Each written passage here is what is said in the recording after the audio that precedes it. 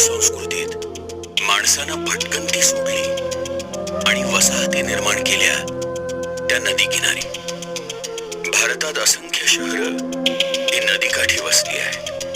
त्यातलंच एक शहर पुणे.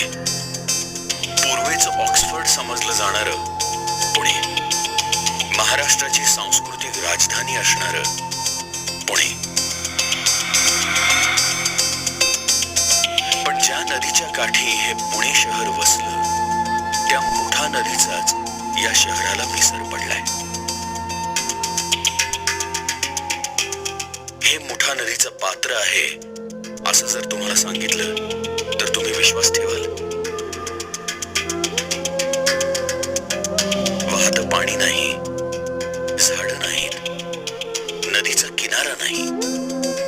हा पुणे महानगरपालिकेचा नदी पात्रात रस्ता